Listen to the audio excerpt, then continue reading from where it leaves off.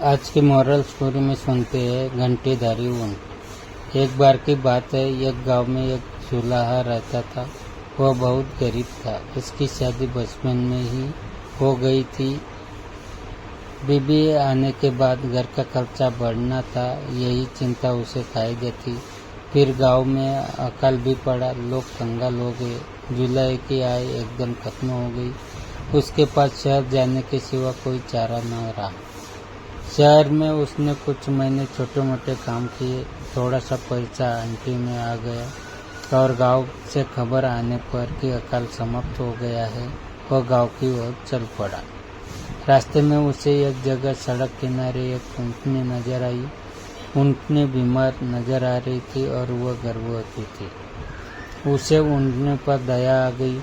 वह उसे अपने साथ अपने घर ले आया। घर में ऊँटनी को ठीक चारा वह घास मिलने लगी तो वो पूरी तरह स्वस्थ हो गई और समय आने पर उसने एक स्वस्थ ऊँट बच्चे को जन्म दिया। ऊँट बच्चा उसके लिए बहुत भाग्यशाली साबित हुआ। कुछ दिनों बाद ही एक कलाकार गांव के जीवन पर चित्र बनाने उसी गांव में आया। पेंटिंग के ब्रूच बनाने के लिए वो जुलाई के घर आकर उनके बच्चे की दूम के बाल ले जाता।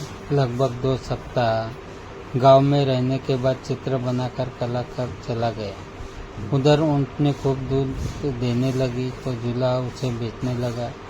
एक दिन वहाँ कलाकार गांव लौटा और जुलाई को काफ़ी सारे पैसे दे गया, क्योंकि कलाकार ने उन चित्रों से बहुत पुरस्कार जीते थे और उसके चित्र अच्छी कीमतों में बिके थे। जुलाहा उस ऊँट के बच्चे को अपना भाग्य सितारा मानने लगा। कलाकार से मिली राशि से कुछ पैसे से उसने उनके गले के लिए सुंदर सी घंटी खरीदी और पहना दी। इस प्रकार जुलाई के दिन फिर गए।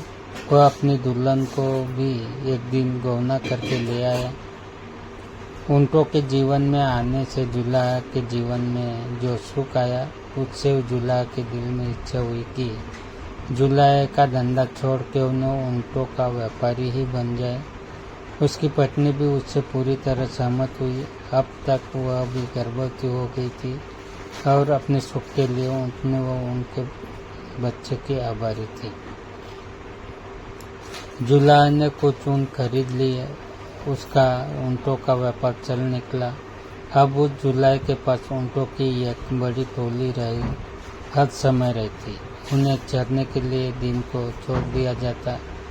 ऊँट का बच्चा जो अब जवान हो चुका था, उनके साथ घंटी बजाता जाता। एक दिन घंटीधारी की तरह ही के एक युवा ऊँट ने उससे कहा, भैया तुम हमसे दूर क्यों रहते हो?